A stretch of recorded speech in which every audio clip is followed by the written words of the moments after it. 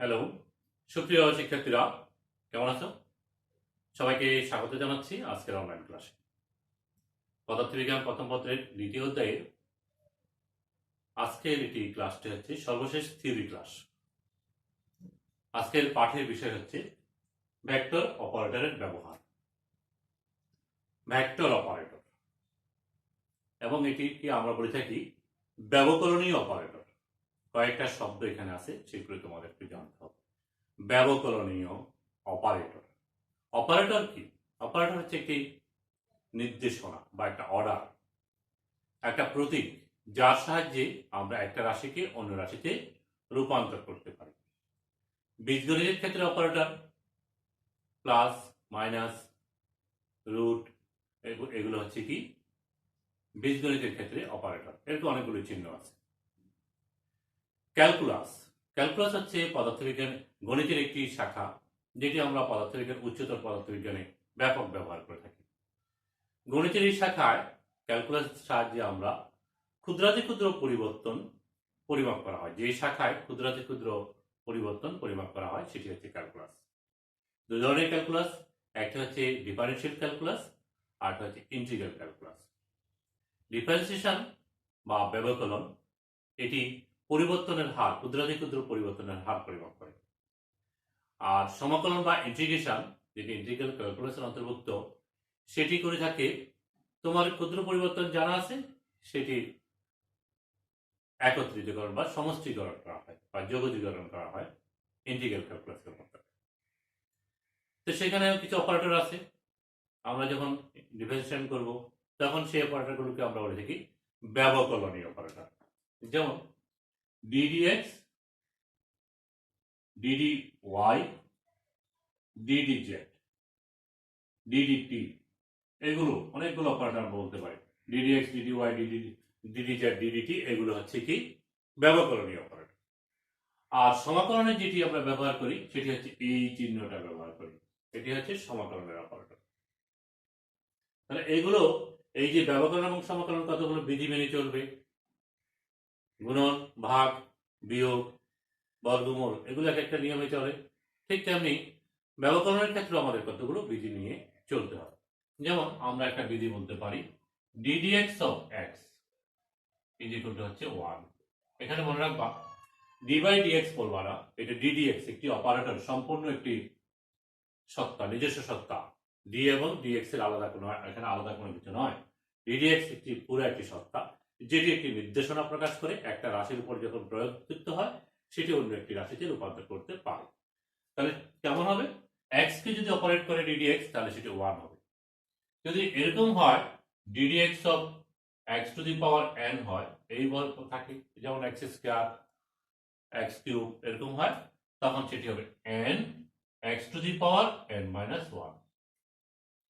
যদি এখানে যদি অপারেট করার সময় যদি একটি ধ্রুব রাশি থাকে আর একটি চলরাশি থাকে, তাহলে ধ্রুব রাশিটা ব্যবকলনের বাইরে চলে আসবে আর অপারেট হবে শুধুমাত্র চলরাশিটা।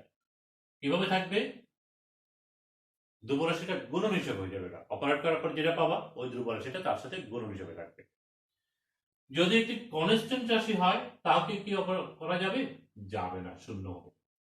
কারণ কনস্ট্যান্ট বা ধ্রুব তো কোনো পরিবর্তন হয় না, সেই জন্য তখন আমরা শুধুমাত্র ধ্রুব রাশি যখন পাবো, আমাদের অনেক সময় আমাদের গণিতে আমরা কাজ করার সময় এই সমস্যার মুখোমুখি হব, তখন কনস্ট্যান্ট রাশি যদি হয় তখন আমরা অপারেট করার পর কি পাবো? জিরো পাবো। তাহলে এগুলো হচ্ছে ব্যবকলনের কয়েকটি সূত্র। ব্যবকলন। সমাকলনের ক্ষেত্রে ধরো মনে করলাম, সমাকলনটা একটু ব্যাখ্যা করি। মনে করো একটা বস্তু কণা ও বিন্দু থেকে পি বিন্দুতে গেল, x দূরত্ব অতিক্রম করলো।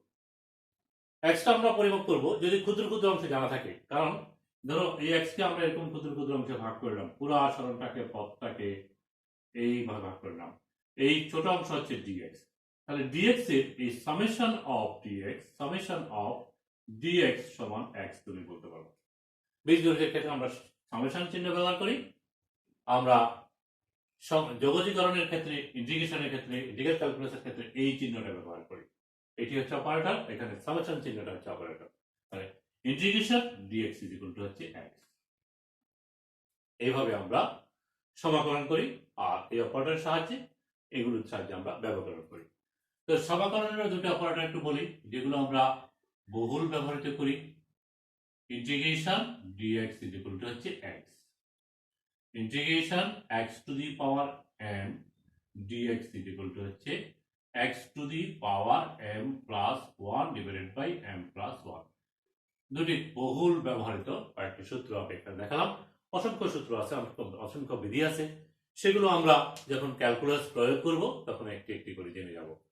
আর ঘাবড়ানোর কোনো কারণ নেই, হতাশ হওয়ার কোনো কারণ নেই। নতুন একটি বিষয়, অবশ্যই নতুন, এটি আমরা আস্তে আস্তে রপ্ত করতে পারবো, করতে করতে আমাদের হয়ে যাবে। পদার্থবিজ্ঞানে আবার বলছি, উচ্চতর পদার্থবিজ্ঞানে ক্যালকুলাসের ব্যাপক ব্যবহার হয়।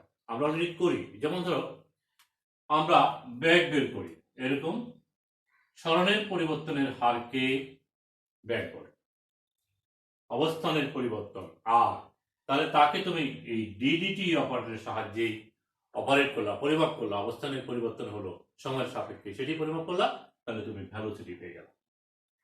বলের পরিমাপ যখন আমরা বলি নিউটনের দ্বিতীয় সূত্র, ভরবেগের পরিবর্তনের হার হচ্ছে প্রযুক্ত বলের সমানুপাতিক। এই ভরবেগের পরিবর্তন, পি এর পরিবর্তন সময়ের সাপেক্ষে, তাহলে ডিপি বাই ডিটি, এই ডিডিটি হচ্ছে এখানে অপারেটর, কার পরিবর্তন করতেছে, পরিমাপ করতেছে ভরবেগের পরিবর্তন। তাহলে বুঝতে পারতেছো তো যে ক্যালকুলাসের ব্যবহার আছে, আমরা এটি প্রয়োগ করে থাকি, এবং সেই ক্যালকুলাসের ব্যবকরণ এবং সমাকলনের কয়েকটি বিধি, সেগুলো আমাদের জানতে জানতে হয়ে যায়। এখন আমরা আলোচনা করতেছি আজকে ভেক্টর ব্যবকরণীয় অপারেটর। তাহলে ভেক্টর ব্যবকরণীয় অপারেটরটা কি? সেটি হচ্ছে এই প্রতীকটাই হচ্ছে ভেক্টর ব্যবকরণীয় অপারেটর। এটা দেখো, ত্রিভুজকে উল্টানো চিহ্ন, ত্রিভুজ না, তার উপরের চিহ্নটা, এখানে আমরা একটা তীর চিহ্ন ব্যবহার করি, তার মানে এটা একটা ভেক্টর রাশি। ভেক্টর রাশি, এটি একটি অপারেটর, ভেক্টর রাশির মতোই এটি প্রয়োগ হয়ে থাকে। তাহলে এটা কি একটা অপারেটর। এটাকে আমরা কি ওই যে কোনো একটা ভেক্টর উপাংশ যে তোমরা কি সেরকম লিখতে পারবো? হ্যাঁ, লিখতে পারবো। আমরা যেমন একটা ভেক্টরকে প্রকাশ করি ত্রিমাত্রিক ব্যবস্থায় উপাংশের সাহায্যে, ঠিক এই ডেল ভেক্টরটাকেও আমরা ডেল অপারেটর বলি, এটাকেও আমরা প্রকাশ করতে পারবো। এই ডেল হচ্ছে, আমরা লিখব ডেল সমান হচ্ছে I cap del del x plus J cap del del Y plus K cap del del Z. D D X D D Y ডিডিটির জায়গায় আমরা এখানে ডেল লিখলাম, একই কথা। তাহলে এটি হচ্ছে কি আমার ভেক্টর ব্যবকরণীয় অপারেটর। তোমাকে যদি প্রশ্ন করা হয় তাহলে তুমি বলবা এটি হচ্ছে ভেক্টর ব্যবকরণীয় অপারেটর। বিভিন্ন ভৌত রাশির বৈশিষ্ট্য ধর্ম বিশ্লেষণ করার জন্য স্যার হ্যামিল্টন প্রথম এই অপারেটরটি উদ্ভাবন করেন। প্রথম দিকে এটির নাম ছিল নেবলা, পরবর্তীতে এটিকে আমরা ডেল হিসাবে ব্যবহার করি এবং ডেল হিসাবে এটি পরিচিত।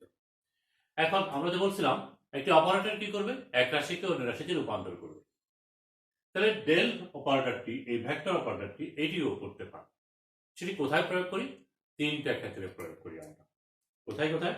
একটা আমরা বলি গ্রেডিয়েন্ট,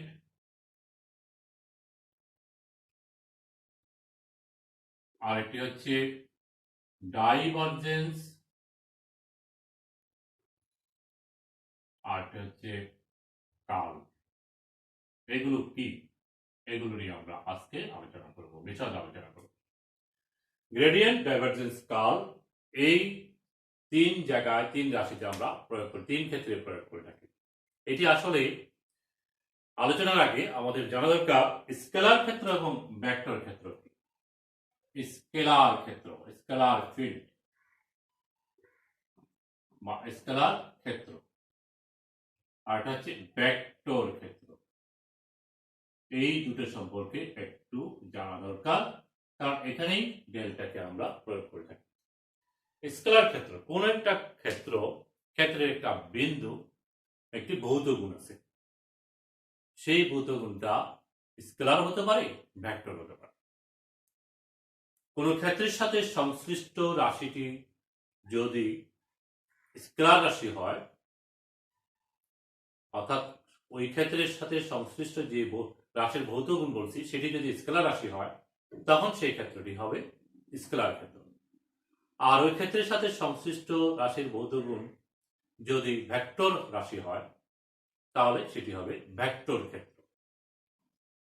এই শহরে তাপমাত্রা মাপব, তাহলে এখানকার কোন একটা বিন্দুর স্থানাঙ্ক থাকবে এক্স ওয়াই জেড, তাপমাত্রা মাপব, তাহলে তাপমাত্রাটা হচ্ছে স্কেলার রাশি।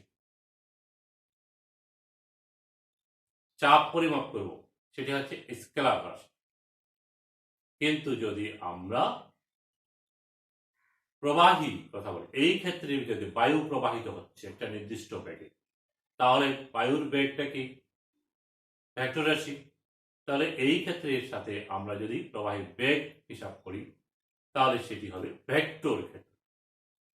যদি চুম্বকের এখানে একটি চুম্বক রাখি তাহলে তার আশেপাশে একটা অঞ্চল তৈরি হবে, সেখানে একটি চুম্বক ক্ষেত্র থাকবে, চুম্বক ক্ষেত্রে একটি দিক থাকবে, সুতরাং সেটি একটি ভেক্টর ক্ষেত্র।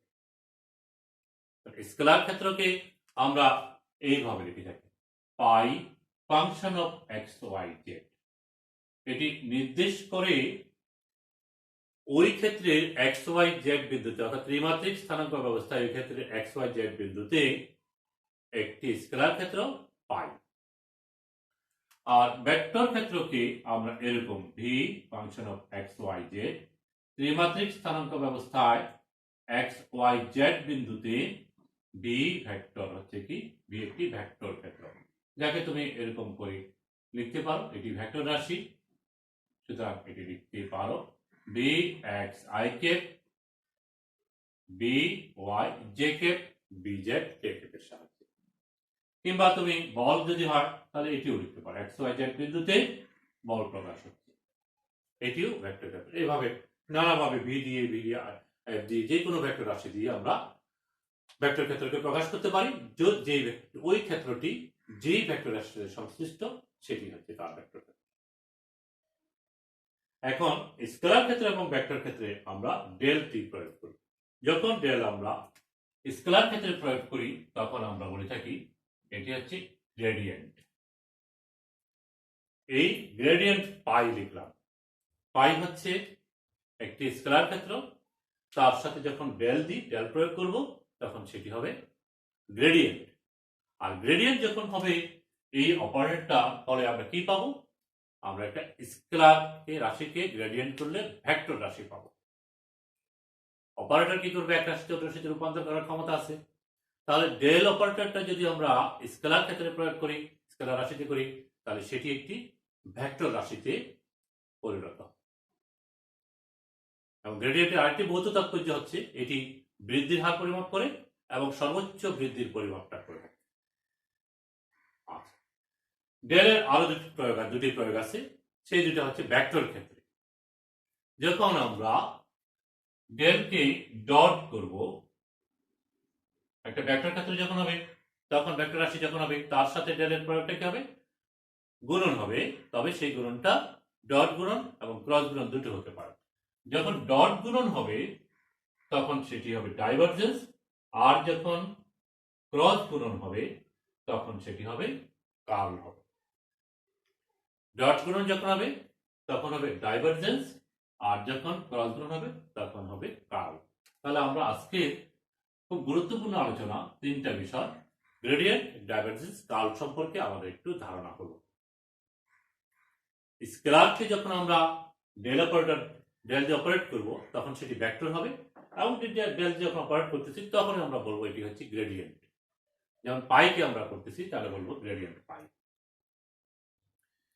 আর ভেক্টরকে যখন আমরা অপারেট করব, ডট গুণন করব, তখন ডাইভারজেন্স, ক্রস গুণন করব তখন কার্ল। এটাকে বলবো ডাইভারজেন্স বি, এটা হচ্ছে কার্ল বি। এটা কি কার্ল বি, এটা কার্ল, এই ডেলটা এখানে বলে দিতে হলো, ঠিক করে দিলাম, কার্ল বি ডাইভারজেন্স বি। এবার বলবো এটা হচ্ছে গ্রেডিয়েন্ট পাই। তাহলে গ্রেডিয়েন্টে কি করলাম বললাম, গ্রেডিয়েন্টের ভৌত তাৎপর্য হচ্ছে এটি স্কেলারকে ভেক্টর রাশিতে পরিণত করবে, আর এটি সর্বোচ্চ বৃদ্ধির পরিমাপটি পরিমাপ করবে। এক্স অক্ষের দিকে, ওয়াই অক্ষের দিকে, জেড অক্ষের দিকে কতটুকু হচ্ছে আমরা এই অপারেটর দিয়ে এগুলো পরিমাপ করতে পারবো। তাহলে এক্স অক্ষের দিকে পরিবর্তন হচ্ছে, ওয়াই অক্ষের দিকে পরিবর্তন হচ্ছে, জেড অক্ষের দিকে পরিবর্তন হচ্ছে, যার কারণে আমরা যে রাশিটা পাবো সেটি স্কেলার নয়, সেটি ভেক্টর রাশি পাবো, কারণ একটা দিক থাকবে। আচ্ছা, এবার আসলে ডাইভারজেন্স দিয়ে আমরা কি করব? ডাইভারজেন্স এখানে ভেক্টরকে স্কেলারে রূপান্তর করবে। ভেক্টর রাশিকে স্কেলার রাশিতে। ডাইভারজেন্স করার পরে আমরা একটা স্কেলার রাশি পাবো। সেই স্কেলার রাশিটা ধনাত্মক হতে পারে, সেই স্কেলার রাশিটা ঋণাত্মক হতে পারে। যেমন ধরো এখানকার বায়ু প্রবাহিত হচ্ছে এখানে, তো বায়ুটা এখানে যদি আসে তাহলে ডাইভারজেন্সের মানটা আমরা কি পাবো? ঋণাত্মক পাবো। আর যদি এখান থেকে চলে যায়, ডাইভার্জ হচ্ছে, তখন সেটি হবে বায়ু যদি এখান থেকে চলে যায় তাহলে তখন ডাইভারজেন্স মানটা ধনাত্মক পাবো। আসে যখন, তখন আমরা কি পাবো? ধনাত্মক পাবো। এটি পাবো কিভাবে? এই যখন ডট গুণন করব তখন আমরা বলবো এখানকার আয়তন বেড়ে যাচ্ছে এবং ঘনত্ব বেড়ে যাচ্ছে। যখন এখান থেকে চলে যায় আয়তন কমে যাচ্ছে, ঘনত্ব হ্রাস পাচ্ছে। আর যখন বায়ুটা প্রবাহিত হয়ে যাচ্ছে এখান দিয়ে কোনো পরিবর্তন হচ্ছে না, তখন আমরা বলি শূন্য হচ্ছে। ডাইভারজেন্সের কথা হচ্ছে শূন্য হচ্ছে। তাহলে ডাইভারজেন্সের সাহায্যে আমরা এই ফ্লাক্সের ঘনত্ব কিংবা বায়ুর ঘনত্ব বাড়তেছে না কমতেছে না পরিবর্তন হচ্ছে না সেটি জানতে পারবো। বুঝা গেছে? যখন ডাইভারজেন্স ইজ ইকুয়াল টু 0 হয়, এটা 0 হয়, তখন আমরা বলি সলিনয়েডাল। সলিনয়েডাল আমাদেরকে একটা ভেক্টর সলিনয়েডাল কিনা সেটি ব্যাখ্যা করতে পারে। যখন 0 হবে তখন বলবো সলিনয়েডাল। আচ্ছা, এবার আসো কার্লটা একটু ব্যাখ্যা করি। কার্লটা কি? আমরা বলি ডেল ক্রস, যখন আমরা ক্রস গুণন করবো ডেল দিয়ে, ক্রস দিয়ে অপারেট করবো ডেল অপারেটরকে দিয়ে, তখন সেটি হবে কার্ল। কার্লটা ঘূর্ণন ধর্ম প্রকাশ করে। একটি ভেক্টর ক্ষেত্রে যখন কার্ল প্রয়োগ করি তখন সেটি একটি ভেক্টর রাশি পাবো। সেই ভেক্টর রাশিটার দিক হবে ওই ক্ষেত্রের লম্বের দিক, এবং ভেক্টর ক্ষেত্রটি বা ভেক্টর রাশিটির ঘূর্ণন কতবার ঘুরবে সেটি কার্ল থেকে আমরা পাবো। আর ঘুরবে কি ঘুরবে না সেটিও আমরা জানবো। যদি আমরা কার্ল ইজ ইকুয়াল টু 0 পাই তখন আমরা বলবো অঘূর্ণনশীল। অঘূর্ণনশীল। আর যদি নট ইজ ইকুয়াল টু 0 হয় তখন আমরা বলি ঘূর্ণনশীল। একটি ভেক্টর রাশি দেওয়া থাকবে, সেটি ঘূর্ণনশীল না অঘূর্ণনশীল তোমাকে প্রমাণ করতে বলবে। তখন তুমি কার্ল ইজ ইকুয়াল টু যদি 0 হয় তাহলে বলবা এটি হচ্ছে অঘূর্ণনশীল। যেমন আমরা একটা উদাহরণ বলতে পারি, একটি প্রয়োগ করি তোমরা আমাদের পরীক্ষায় আসে, এমসিকিউতে থাকে, বিভিন্ন সময় দেখাতে বলে। সেটি হচ্ছে রৈখিক গতি এবং বৃত্তাকার গতি। বস্তু যখন বৃত্তাকার পথে ঘুরবে তার রৈখিক বেগও থাকবে এবং কৌণিক বেগও থাকবে। রৈখিক বেগ এবং কৌণিক বেগের একটি সম্পর্ক আছে। আমরা যদি রৈখিক বেগের কার্ল করি, কার্ল ইন্টু ভি, অর্থাৎ কার্ল ভি করি, তাহলে সেটি হবে কৌণিক বেগের দ্বিগুণ পাবো। এরকম আমরা নানা তথ্যগুলো আমরা এই কার্ল থেকে পেতে পারি, ডাইভারজেন্স থেকে পেতে পারি, গ্রেডিয়েন্ট থেকে পেতে পারি। তাহলে গ্রেডিয়েন্ট, ডাইভারজেন্স এবং কার্লের ফিজিক্যাল সিগনিফিকেন্সটা তোমরা বুঝতে পারলাম। আর আবার বলছি, আমাদের আজকে আলোচনার বিষয় কি ভুলে গেছি? ভেক্টর অপারেটরের ব্যবহার। ভেক্টর অপারেটরটা কি? অপারেটর তো বুঝো, এটা একটা নির্দেশক বা একটা চিহ্ন বা প্রতীক যেটি একটা রাশিকে অন্য রাশিতে রূপান্তর করে। এই সেই অপারেটরটা হচ্ছে ডেল, আর তাকে আমরা এক্সপ্রেস করি ডেল ভেক্টর সমান হচ্ছে i cap del del x, j cap del del y, k cap del del. এটি আমরা প্রয়োগ করি স্কেলার ক্ষেত্র এবং ভেক্টর ক্ষেত্রে। স্কেলার ক্ষেত্র এবং ভেক্টর ক্ষেত্র কি সেটি জানলাম। স্কেলার ক্ষেত্রে যখন প্রয়োগ করি তখন সেটি হবে গ্রেডিয়েন্ট, আমরা উচ্চারণ করি গ্রেডিয়েন্ট ডেল পাই বা গ্রেডিয়েন্ট পাই গ্রেড পাই। আর যখন ভেক্টর ক্ষেত্রে হবে তখন ভেক্টর রাশির সাথে তো হবে, তখন ডট এবং ক্রস হবে। যখন ক্রস হবে তখন বলি ডাইভারজেন্স, আর আমরা বলি del dot B, divergence B. আর যখন ক্রস হয় তখন বলি কার্ল বলে থাকি। এখন একটু প্রয়োগ করলে মনে হয় এটা গাণিতিক বিষয় যদি একটু দেখাতে পারি তাহলে মনে হয় গাণিতিক সমস্যা করতে পারে আমাদের আরেকটু সহজ হবে এই অপারেটটা করা। ডেলের অপারেট করা কিভাবে ডেলটাকে আমরা অপারেট করব, অর্থাৎ চিহ্নটার আমরা প্রয়োগ করবো। যেমন গুণনে জানি আমরা, যোগ জানি, ঠিক তেমনি আমরা ভেক্টর ডেলের অপারেটরটা আমরা এখন জেনে। একটি অবস্থান ভেক্টর আর, সেটি যদি লিখি আমরা এরকম করি X I K plus Y J K plus Z K K. আমাকে প্রশ্ন করা হলো অবস্থান ভেক্টর হচ্ছে এত, তার ডাইভারজেন্স কত হবে, তার কার্ল কত হবে। আমাকে দুটো জিনিস প্রশ্ন করা হবে, একটা হচ্ছে ডাইভারজেন্স আর একটা হচ্ছে কার্ল কত হবে। আমরা প্রথম ডাইভারজেন্সটা করব।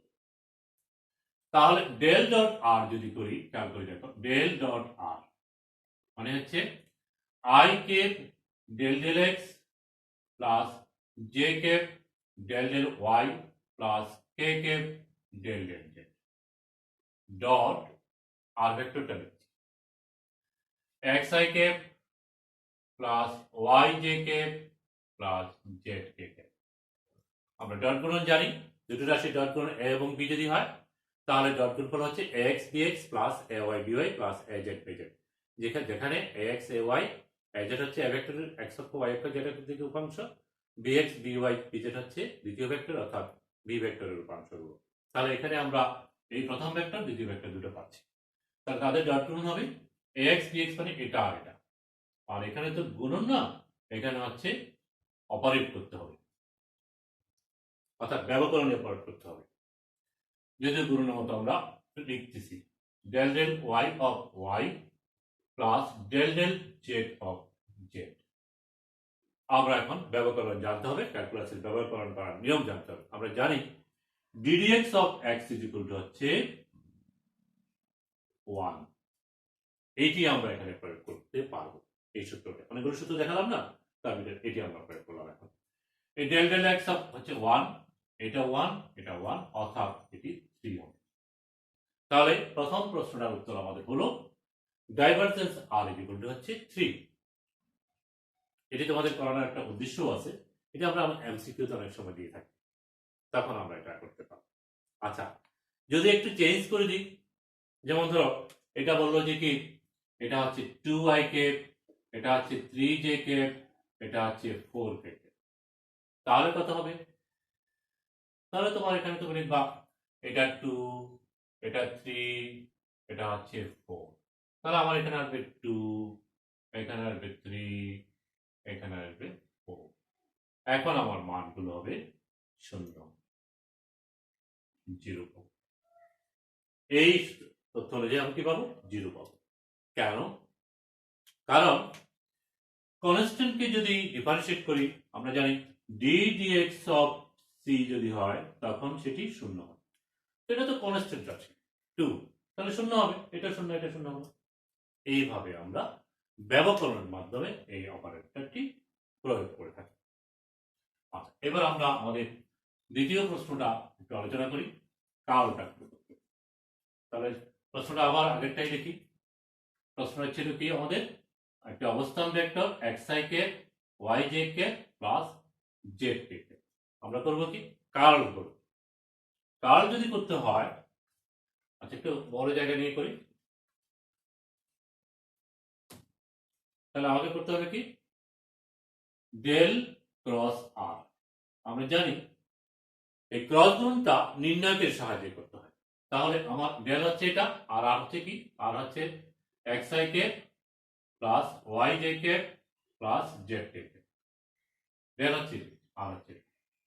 তাহলে ডেল ক্রস আর মানে কার্ল আর, এটি আমরা নির্ণায়কের সাহায্যে করবো। আমরা জানি নির্ণায়কের সাহায্যে করতে হয় আই জে কে, এগুলো প্রথম সারিতে, দ্বিতীয় সারিতে প্রথম ভেক্টরটার উপাংশগুলো করতে হয়, অর্থাৎ ডেলের উপাংশগুলো করব, del del x del del y del del z. এভাবে আমরা লিখবো, নির্ণায়কটাকে সাজাবো। প্রথম ভেক্টরটাকে আমরা আই জে কে রাখলাম, প্রথম ভেক্টরটাকে উপাংশগুলো আমরা প্রথম সারিতে রাখলাম এবং এগুলো আমরা যথাক্রমে আই জে কে বরাবরই রাখলাম, কলাম রাখলাম। দ্বিতীয় ভেক্টরটাকে রাখবো আমরা, প্রথম কলামে থাকবে আই এর অর্থাৎ প্রথম উপাংশটি এক্স অক্ষের দিকের উপাংশটি, ওয়াই জেড যথাক্রমে থাকবে। নির্ণয়টা তোমরা পারো, তারপরে আমি একটু দেখাচ্ছি, একটু বলছি। নির্ণয় করার সময় আমরা প্রথম সারির প্রথম রাশিটা যখন নিব, এটা যখন নিব, তখন আমার এই কলামটা আর এই কলামটা, এই রোটা আর এই কলামটা বাদ যাবে এবং এটা গুণন এটা বিয়োগ এটা, প্রথম এটার সাথে এটা গুণন করব, তারপর বিয়োগ করবো এটা থেকে। তাহলে হবে কি এখানে গুণন হবে না, এখানে হবে ডিফারেন্সিয়েশন হবে। গুণনের মতোই, তবে এটা আমরা গুণন বলবো না, এটা হচ্ছে ব্যবকলন করতেছি আমরা। Minus del del z of y, প্রথম হলো যেটা, তাহলে এইটি হলো আই ইন্টু পেলাম, আই ক্যাপ লিখলাম, মাইনাস ব্যবকলনের নির্ণয়কের নিয়ম, নির্ণয়টা প্রয়োগ করতেছি আমরা, j cap minus j cap, তাহলে জে ক্যাপ যখন নিচ্ছি এই কলাম আর এটা বাদ যাবে, এটার সাথে এটা, তাহলে এখন কি হবে, এখন হবে del del x of z minus del del z of X.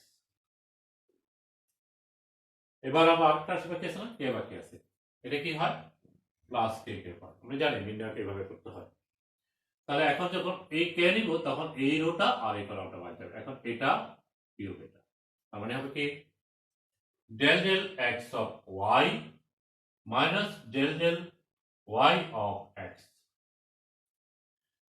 নির্ণয়কের প্রথম ধাপটি আমরা লিখলাম, নির্ণয় যেভাবে করা হয় সেভাবে। এখন ব্যবকলন করব, তাহলে আই ক্যাপ থাকলো, এখানে দেখো del z del del Y of z zero, কারণ ওয়াই এর সাপেক্ষে জেডটা ধ্রুবক, এটা কোনো পরিবর্তন হবে না, সুতরাং জিরো। অনুরূপভাবে এটা জিরো, সেম কারণে, একই কারণে, কারণটা বললাম আমরা প্রথম বললাম, এখানেও একই, জেড এর সাপেক্ষে এক্স এর সাপেক্ষে জেড এর মানটা পরিবর্তন হবে না, এক্স অক্ষের দিকেই শুধু পরিবর্তন করতে পারবে, পরিমাপ করতে পারবে ডেল জেড এক্স, সে শুধু অপারেট করবে কাকে, এক্স কে, সে এককভাবে জেড কে করতে পারবে না, তখন সেটি তার সাপেক্ষে ধ্রুবক, সেই জন্য এটা জিরো হচ্ছে। সেম এটা একই কারণ, এখানেও আমরা একই কারণ পাবো, এটা হবে জিরো, এটা আছে। তাহলে কি পেলাম আমরা, নাল ভেক্টর পেলাম, অর্থাৎ কার্ল আর অবস্থান ভেক্টরের কার্ল করলে আমরা কি পাবো, শূন্য ভেক্টর পাবো। তাহলে কি বলবো, অবস্থান ভেক্টরের কার্ল হচ্ছে অঘূর্ণনশীল, অঘূর্ণনশীল, এই প্রকৃতিটা অবস্থান ভেক্টরের প্রকৃতিটা তুমি বলতে পারো। অবস্থান ভেক্টরের ডাইভারজেন্স কি ঘূর্ণনশীল, সলিনয়েডাল না, কারণ সেটা জিরো হয় না, সেটি একটা মান আসে 3 আসে। এইভাবে যে কোনো ভেক্টরের অপারেট আমরা করতে পারবো, যে কোনো ভেক্টর আমাদেরকে দেওয়া থাকলে, পারবো না আমরা ডাইভারজেন্স করতে পারবো, কার্লও করতে পারবো, যদি ডিফারেন্সিয়েশনটা আমরা ভালো করে বুঝতে পারি। আচ্ছা, গ্রেডিয়েন্টের কথা বলছিলাম, গ্রেডিয়েন্টটা একটু দেখো, সময় আছে আমরা একটু দেখাতে পারি। আসলে অনেক সময় যদি আমরা ক্লাসটা লম্বা করে ফেলি তখন তোমাদের বিরক্ত লাগে, সেইটাকে পরিহার করার জন্য চেষ্টা করি, বিষয়টাকেও আমার পুরোপুরি আলোচনা করা দরকার, আবার সংক্ষিপ্তও করা দরকার, তো দুটো মিলিয়ে সময়টা লম্বা হয়ে যায়। তারপরও পদার্থবিজ্ঞানে আমরা একটা জিনিস যখন শুরু করি সেটি পুরোটাই বলতে হয়, না হলে সেটি ভালো করে বোঝা যায় না, সেই কারণেই তোমাদেরকে ধরে রাখা অনেকক্ষণ পর্যন্ত। আচ্ছা দেখো, ফাই একটি scalar function, x Y Z বিন্দুতে অর্থাৎ ত্রিমাত্রিক ব্যবস্থায় দেখলাম, এবং সেটাকে মনে করলাম তার মান হচ্ছে 3x² প্লাস 2z, এরকম একটি স্কেলার ক্ষেত্র এক্স ওয়াই জেড বিন্দুতে আমরা দেখালাম। তাহলে তার গ্রেডিয়েন্ট পাই হবে ডেল পাই, ইজিক্যাল টু আমরা লিখব i cap del del x plus j cap del del Y plus k cap del del z into কি হবে 3x² প্লাস 2z, জাস্ট গুণন হয়ে যাবে স্কেলার সূত্র। এখন অপারেট করব, তাহলে i k del del x of পুরা ডেল পাই, পুরোটা আমি জানি i cap del phi del x plus j cap del phi del Y plus k cap del phi del z, পুরোটা হবে। তাহলে এবার আমাদের করতে হবে, তাহলে এটা হচ্ছে 3x² plus 2z plus j cap del del Y of 3x² plus 2z plus k cap del del z of 3x² plus 2z। তাহলে এখানে তুমি পাবা 3x², 3y-টা হবে, আমরা বলছিলাম ddx অফ au, তখন আমার এটা বাইরে চলে আসবে, u কে ডিফারেন্সিয়েট করব, তাহলে এখানে আমার 3y-টা বাইরে চলে আসবে গুণন হিসাবে সামনে এর মতো, আর x² কে ডিফারেন্সিয়েট করলে ddx of x to the power n, x to the power n is equal to হচ্ছে n x to the power n minus 1, তাহলে x² কে ডিফারেন্সিয়েট করলে 2x to the power 2 minus 1 অর্থাৎ 2x হবে। তাহলে 3y আছে আর 2x যদি গুণ করি তাহলে হবে 6xy হবে। প্রথম রাশিটাকে গুণন করার পরে আমরা এটা পেলাম, এটাকে ডিফারেন্সিয়েট করার পরে প্রথম রাশিটাকে ডিফারেন্সিয়েট করলাম, দ্বিতীয় রাশিটা ডিফারেন্সিয়েট করার পরে 0 পাবো, কারণ এটা 2z আছে, ডেল ডেল x এটাকে অপারেট করবে না, করতে পারবে না, শূন্য হবে, ধ্রুবক হবে। পরে জে ক্যাপ নিয়ে আমরা, জে ক্যাপ যদি নিই তাহলে সেখানে 3x স্কয়ার চলে আসবে, del del y of y হবে, এটা 1 হবে তখন, অর্থাৎ 3x স্কয়ার হবে, 3x স্কয়ার গুণন হিসেবে আসবে এখানে এটার মতো, আর del del y of y টা 1 হবে, ddx অফ x 1 সেই সূত্র অনুসারে। আর একইভাবে এটা হবে শূন্য হবে, কারণ এটি জেড আছে এখানে, অপারেট করবে না, অর্থাৎ এটি শূন্য হবে, কনস্ট্যান্ট হবে। আর এখানে যদি আমরা দেখি এটা কত হবে, এখানে ডেল জেড আছে, তাহলে এটা পুরোটাই 3x স্কয়ার y, তার জন্য ধ্রুবক, সুতরাং এটি 0 হবে। আর এটা ডিফারেন্সিয়েট করলে হবে 2 আছে, 2টা গুণন হিসেবে আসবে, জেড কে করলে 1 হয়, del del z of z ddx of x যেভাবে সূত্র 1 সেরকম 1 হবে, অর্থাৎ এটা 2 হবে। যেহেতু 2টা আছে 2টা গুণন, 2 গুণ 1 তাহলে 1 2 হবে, ঠিক আছে। তাহলে দেখো আমরা একটা স্কেলার, আমরা একটি ভেক্টর রাশি পেয়ে গেছি, 6xy i cap plus 3x square j cap plus 2k cap. তাহলে এই হচ্ছে কি আমার গ্রেডিয়েন্ট পাই। তাহলে কি পেলাম আমরা, একটা ভেক্টর রাশি পেলাম। স্কেলার ক্ষেত্রকে যখন আমরা গ্রেডিয়েন্ট করি তখন সেটি একটি ভেক্টর ক্ষেত্র হয়, সেটি একটি ভেক্টর ক্ষেত্রে রূপান্তরিত হয়, সেটি একটি ভেক্টর রাশি পেলাম আমরা। এখন এখানে একটা প্রশ্ন হয় যে একটা স্কেলার ক্ষেত্র এত হচ্ছে কি 3x square y plus 2z, এটি 1 1 বিন্দুতে কত হবে, 1 1 মাইনাস 1 বিন্দুতে তার গ্রেডিয়েন্ট পাই কত।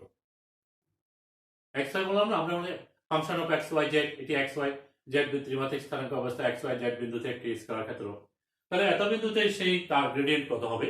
তখন যদি বলে আমাদেরকে এখানে এই মানটা, এই x y z, এটি কি, এটা x y z স্থানাঙ্ক দেওয়া আছে, x এর মান 1, y এর মান 1, z এর মান -1 বসিয়ে যে সূত্রটা পাবা, সমীকরণটা পাবা, সেটি হচ্ছে এই গ্রেডিয়েন্ট পাই। তাহলে আমি যদি এটা প্রয়োগ করি তাহলে কত হবে, তাহলে আমরা বলবো 1 1 -1 বিন্দুতে গ্রেডিয়েন্ট পাই সমান হচ্ছে, এখানে 1 6 i ক্যাপ হবে, কেন, x এর মান 1, y এর মান 1। এখানে যদি বলি আমরা x এর মান 1 তাহলে এটা হবে 3j ক্যাপ, আর এখানে শুধু 2 আছে, কে আছে, এটা কিছু থাকবে না, এটা যে আছে সেটা থাকবে। তাহলে আমরা বলতে পারি এই বিন্দুতে হচ্ছে গ্রেডিয়েন্ট পাই হচ্ছে 6i cap plus 3j cap plus 2k cap. তো এটি গাণিতিক সমস্যার সমাধান করে দিলাম। তাহলে আমরা গ্রেডিয়েন্ট ডাইভারজেন্স কার্লের ক্ষেত্রে প্রয়োগটা আমরা করলাম, ব্যবহারটা কিভাবে হয় সেটি দেখালাম, এবং গ্রেডিয়েন্ট ডাইভারজেন্স কার্ল কি, তার ফিজিক্যাল সিগনিফিকেন্স কি, সেগুলো আলোচনা করলাম। সাথে সাথে আমরা ক্যালকুলাসের সাধারণ বিষয়গুলো একটু আলোচনা করে দিলাম। তো অনেকক্ষণ তোমরা সঙ্গে ছিলাম, এতক্ষণ ধৈর্য ধরে সঙ্গে থাকার জন্য তোমাদেরকে ধন্যবাদ জানাচ্ছি। আবারও সেই কথাটা বলছি প্রতিবারের মতো, এটি একদম নতুন বিষয় আলোচনা করলাম আজকে, এই ক্লাসটি একেবারেই নতুন, শুরু থেকে খুব কষ্ট মনে হতে পারে এবং অধিকাংশই তুমি বুঝবা না, কিন্তু বারবার এই ক্লাসটা দেখবা, বারবার ক্লাসটা দেখার পরে তোমার বইয়ের সাথে তুমি মিলিয়ে দেখবা, পড়বা, তাহলে তুমি এটি হৃদয়ঙ্গম করতে পারবা। অর্থাৎ প্রতিটা ক্লাস আমাদেরকে ভালো করে বুঝে নিতে হবে, বুঝে নিতে হলে একটু শ্রম দিতে হবে। এই ক্লাসটি একেবারেই তোমাদের জন্য নতুন, যখন সেকেন্ড ইয়ারে যাবা তখন ক্যালকুলাস পারবা ভালো করে, তখন তোমাদের জন্য কঠিন লাগবে না, কিংবা আরো যখন আমরা ফিজিক্স আর একটু পড়বো তখন আমাদের আর এত কঠিন লাগবে না। তো প্রথম তো আমাদেরকে একটু ভালো করে দেখতে হবে এবং একটু খুব মনোযোগ সহকারে। আশা করি তোমরা এই ক্লাসটি ভালো করে বুঝে নিতে সক্ষম হবা। তো আজকের ক্লাস এখানে শেষ করি, সবাই ভালো থেকো এবং সুস্থ থাকো, আল্লাহ হাফেজ।